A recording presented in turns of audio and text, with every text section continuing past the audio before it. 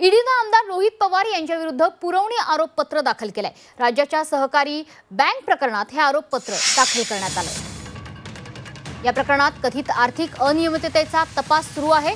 ईडीनं यापूर्वी रोहित पवार यांच्या मालकीच्या बारामती ॲग्रो कंपनीच्या कार्यालयांवर छापे टाकले होते। दरम्यान रोहित पवार यांनी या कारवाईला राजकीय सूडबुद्धीनं प्रेरित असल्याचा आरोप केलाय।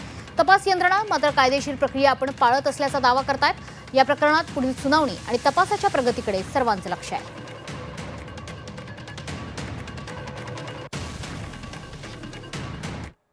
तर ईडीचे अधिकारी हे बिचारे आदेशाचे धनी आहेत अशी प्रतिक्रिया रोहित पवारांनी दिली आहे। ईडीच्या आरोपपत्रावर रोहित पवारांची ही प्रतिक्रिया समोर आली आहे। रोहित पवार यांनी एक ट्विट केलंय, बघूयात त्यात ते काय म्हणतात। तर रोहित पवारांनी एक्सवर पोस्ट करत असं म्हटलेलं आहे की कुणाचं काय ऐकलं नाही आणि म्हणून माझ्या विरोधात ईडीनं कारवाई केली हे जगजाहीर आहे। याबाबत अधिक काही सांगण्याची गरज नाही। ईडीचे अधिकारी हे बिचारे आदेशाचे धनी आहेत। त्यांनी केवळ आलेल्या आदेशाचं पालन केलंय आणि आता आरोपपत्रही दाखल केलंय।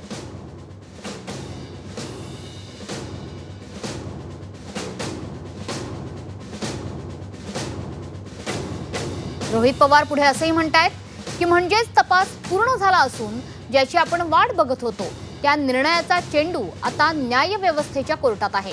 कारण न्यायदेवतेवर माझा पूर्ण विश्वास असून यामध्ये दूध का दूध आणि पाणी का पाणी होईलच।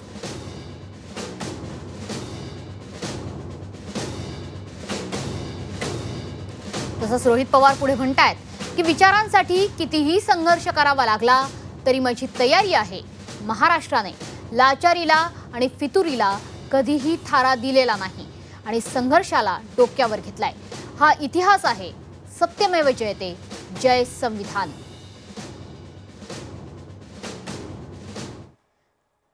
तर संजय राऊत यांनी सुद्धा या संदर्भात प्रतिक्रिया दिली आहे, बघूयात।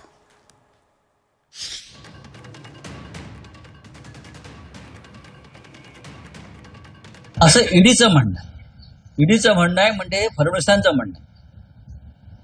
ईडी त्याशिवाय कारवाई करणार नाही। ईडीकडे आम्ही 100 प्रकरणं पाठवली आतापर्यंत भ्रष्टाचाराची। किमान 100 प्रकरणं मी पाठवलेली आहेत भ्रष्टाचार। काय केलं ईडीने? जे मंत्री आहेत फडणवीस मंत्रिमंडळात, जे आमदार आहेत ज्यांच्यावरती ईडीच्या कारवाया सुरू होत्या आणि आहेत किंवा होणार होत्या, त्यांच्यावरती अजून आरोपपत्र किंवा पुरवणी आरोपपत्र का दाखल झालं नाही? आमच्यासारख्या लोकांवरती किंवा रोहित पवारांवरती हे आरोपपत्र दाखल होतात आणि डोक्यावर टांगते तलवार ठेवली जाते। पण आम्ही सगळे जे आहोत हे लढणारे लोक आहोत, आम्ही घाबरत नाही।